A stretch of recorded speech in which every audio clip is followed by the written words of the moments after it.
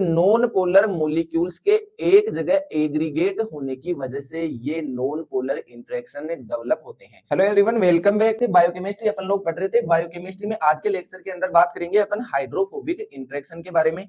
Ionic bond अपन ने discuss किया था, हाइड्रोजन बॉन्ड भी अपन लोगों ने डिस्कस किया, और आज बात करेंगे अपन हाइड्रोफोबिक इंटरेक्शन। हाइड्रोफोबिक यानी कि इसमें हाइड्रो का मतलब है वाटर, यानी कि कहीं ना कहीं वाटर इन्वॉल्व है एंड वाटर की वजह से यहाँ पर ये इंटरेक्शन से डेवलप होते हैं। यहाँ पर जो भी मॉलिक्यूल्स के बीच में बॉन्ड बनता है, हाइड्रोफोबिक बॉन्ड, उनमें ट्रू अट्रैक्शन नहीं होता है। ये एंट्रोपी डिपेंडेंट बॉन्ड है, अट्रैक्शन है। एंड नॉन पोलर मॉलिक्यूल्स के एक जगह एग्रीगेट होने की वजह से ये नॉन पोलर इंटरेक्शन डेवलप होते हैं। ये हमारे को बायोलॉजिकल सिस्टम में प्रोटीन फोल्डिंग के अंदर देखने को मिलते हैं एंड हमारी जो सेल मेम्ब्रेन होती है वहां पर भी हाइड्रोफोबिक इंटरेक्शन देखने को मिलते हैं। किसी एक ग्लास के अंदर वाटर लिया एंड वो वाटर के मॉलिक्यूल्स यहाँ पर फ्रीली मूव कर सकते हैं कहीं भी, लेकिन जैसे ही नॉन पोलर मॉलिक्यूल्स को ऐड करेंगे तो वो वाटर के मॉलिक्यूल्स उनके साथ इंगेज्ड हो जाते हैं, देन उनकी फ्रीडम छीन ली जाती है। तो वो अपनी फ्रीडम वापस अचीव करने के लिए इन हाइड्रोफोबिक मॉलिक्यूल्स को, यानी कि नॉन पोलर मॉलिक्यूल्स को एक जगह एग्रीगेट कर देते हैं। देन इसी नॉन पोलर एग्रीगेशन को अपन हाइड्रोफोबिक इंटरेक्शन बोलते हैं। तो कॉन्सेप्ट क्या है हाइड्रोफोबिक इंटरेक्शन का? यहाँ पर एक ग्लास के अंदर वाटर लिया एंड देन इस वाटर के अंदर कुछ नॉन पोलर मॉलिक्यूल्स की ड्रॉप ऐड कर दी। इन ड्रॉप्स के चारों तरफ वाटर के मॉलिक्यूल्स ऑर्डर्ड सीरीज में एग्रीगेट हो जाएंगे।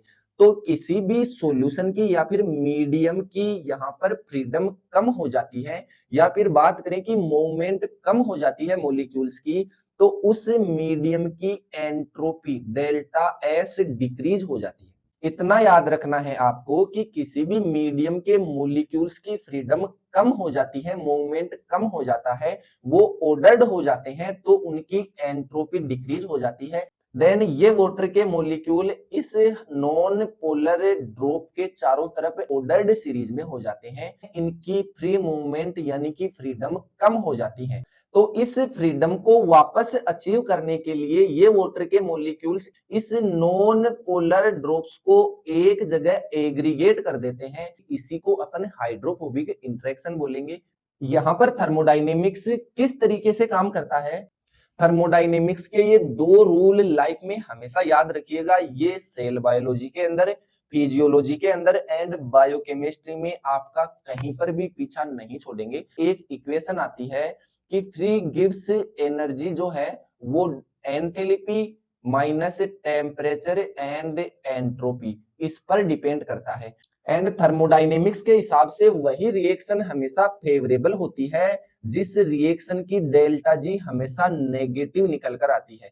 तो फर्स्ट रूल क्या हुआ कि किसी भी रिएक्शन के अंदर अगर डेल्टा जी नेगेटिव है तो वो रिएक्शन स्पॉन्टेनियस है, यानी कि थर्मोडायनेमिक्स के हिसाब से उसी रिएक्शन को नेचर फेवर करेगा। एंड डेल्टा जी कब नेगेटिव होगा? जब एंट्रोपी हमेशा इंक्रीज होती रहेगी। किस तरीके से? यानी कि कंप्लीट मीडियम की एंथैल्पी है उसके अंदर से टेम्परेचर कांस्टेंट रहता है एंड टेम्परेचर से मल्टीप्लाई होती है एंट्रोपी। तो एंट्रोपी जितनी ज्यादा इंक्रीज होगी वो टेम्परेचर से मल्टीप्लाई होके उतना माइनस होगा एंथैल्पी में। And then delta G negative आएगा and delta G free gives energy, जिसका नेगेटिव आएगा वही रिएक्शन फेवरेबल होती है। तो अपन लोगों ने बात की कि किसी ग्लास के अंदर अपन लोगों ने वाटर लिया, देन उस मीडियम के अंदर जितने भी वाटर के मॉलिक्यूल्स थे उनकी कोई ना कोई एंट्रोपी रही होगी। देन जैसे ही अपन लोगों ने उस वाटर के अंदर नॉन पोलर ड्रॉप्स ऐड की and in non polar drops की वजह से इनके साथ में वाटर के मॉलिक्यूल्स इंगेज्ड हो गए, ऑर्डर्ड हो गए, यानी कि यहाँ की डेल्टा एस नेगेटिव हो गई and delta S entropy negative होगी। तो डेल्टा जी पॉजिटिव हो जाएगी, एंड डेल्टा जी पॉजिटिव होगी तो ये चीज तो थर्मोडायनेमिक्स के हिसाब से फेवरेबल है ही नहीं। तो ये वाटर के मॉलिक्यूल्स मूवमेंट करते हैं एंड देन इन दोनों ड्रॉप्स को एक जगह एग्रीगेट कर देते हैं, जिनसे कुछ वाटर के मॉलिक्यूल्स की फ्रीडम वापस इंक्रीज हो जाती है and delta S entropy positive हो जाती है, जिसकी वजह से फ्री गिव्स एनर्जी नेगेटिव आता है। और नेगेटिव आएगा तो अपन लोगों ने बात की कि नेचर के अंदर थर्मोडायनेमिक्स के हिसाब से वही रिएक्शन फेवरेबल है जिसकी डेल्टा जी हमेशा नेगेटिव आएगी। स्टेप फर्स्ट के अंदर क्या होगा कि सिंगल नॉन पोलर मॉलिक्यूल है वो वाटर के अंदर अपन लोगों ने ऐड किया, जैसा यहाँ पर डायग्राम में कर रखा है। तो वाटर यहाँ पर हाइड्रोजन बॉन्ड से बना नहीं पाएगा, यानी कि इन मॉलिक्यूल्स के बीच में जो भी हाइड्रोजन बॉन्ड था वो ब्रेक हो गया और इनके बीच में ये नॉन पोलर मॉलिक्यूल आ गया। एंड देन इस H बॉन्ड को मेंटेन करने के लिए इसके चारों तरफ हाईली ऑर्डर्ड हो गए एंड देन ऑर्डर्ड होके यहाँ पर क्लेथरेट बना लेते हैं। तो एंट्रोपी में नेगेटिव चेंज आएगा, यानी कि जीरो से नीचे चली जाएगी एंट्रोपी, एंड जीरो से नीचे नेगेटिव होगी एंट्रोपी तो डेल्टा जी पॉजिटिव हो जाएगा, यानी कि ये रिएक्शन थर्मोडायनेमिक्स के हिसाब से फेवरेबल है ही नहीं। तो इसको फेवरेबल बनाने के लिए ये ड्रॉप है, इन दोनों ड्रॉप के चारों तरफ यहाँ पर 16 वाटर के मॉलिक्यूल इंगेज्ड हैं एंड देन ये क्या करते हैं, ये वाटर के मॉलिक्यूल मूवमेंट करेंगे एंड मूवमेंट करके इन दोनों ड्रॉप्स को एक जगह एग्रीगेट कर देंगे, जिसकी वजह से यहाँ पर 6 वाटर के मॉलिक्यूल और फ्री हो जाएंगे। 10 वाटर के मॉलिक्यूल्स ही बचेंगे जो इनके चारों तरफ क्लेथरेट बनाकर रखेंगे, यानी कि इसकी डेल्टा एस अभी जीरो से ज्यादा हो रही है, पॉजिटिव चेंज आ रहा है एंट्रोपी के अंदर एंड देन एंट्रोपी में पॉजिटिव चेंज आएगा तो डेल्टा जी के अंदर नेगेटिव चेंज आएगा एंड डेल्टा जी के अंदर नेगेटिव चेंज आया, यानी कि ये रिएक्शन हमेशा चलती रहेगी। जैसे ही कोई नॉन पोलर मॉलिक्यूल आएगा ये वाटर के मॉलिक्यूल्स उसके चारों तरफ क्लेथरेट बनाएंगे एंड देन उन नॉन पोलर मॉलिक्यूल्स को एक जगह इकट्ठा कर देंगे। ये चीज आपको देखने को मिलेगी, जैसे आपने कोई वाटर का पोंड देखा होगा, वहां पर आप सूखा कचरा डाल दोगे तो वो कुछ समय बाद में एक जगह जाकर इकट्ठा हो जाता है, यानी कि वाटर के मॉलिक्यूल्स मूवमेंट करते हैं एंड देन उन नॉन पोलर मॉलिक्यूल्स को एक जगह एग्रीगेट कर देते हैं। यही है हाइड्रोफोबिक इंटरेक्शन।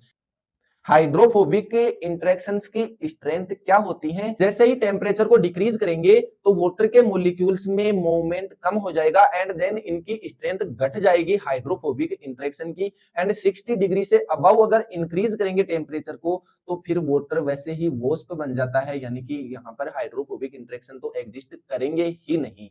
हाइड्रोफोबिक इंटरेक्शन के बायोलॉजिकल सिग्निफिकेंस की प्रोटीन फोल्डिंग के अंदर ये होता है, प्रोटीन फोल्ड होती है तो उसके इनसाइड में हाइड्रोफोबिक एमिनो एसिड छुप जाते हैं एंड देन आउटर साइड में जो पोलर या फिर बात करें हाइड्रोफिलिक एमिनो एसिड है वो बच जाते हैं, तो प्रोटीन 3D स्ट्रक्चर में फोल्ड हो जाती है।